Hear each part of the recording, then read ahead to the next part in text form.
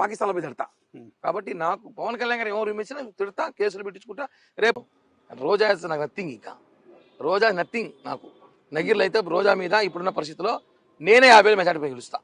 రీసెంట్గా మీ మీద కొన్ని వీడియోలు కూడా మార్కెట్లో వదిలినట్టున్నారు సోషల్ మీడియాలో, సమ్ లేడీస్ని ఏదో మీరు మోసం చేశారని.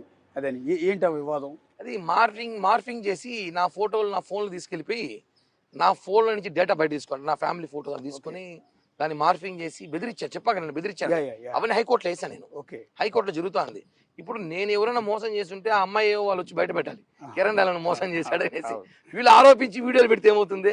ఎవరు వ్యక్తిగతంగా ఎవరు రాలా, కేవలం నన్ను బ్లాక్మెయిల్ చేయడానికి, నన్ను బెదిరించడానికి, నన్ను డ్యామేజ్ చేయడానికి వీళ్ళు తీసుకొచ్చారు. కానీ ఎక్కడ భయపడలా.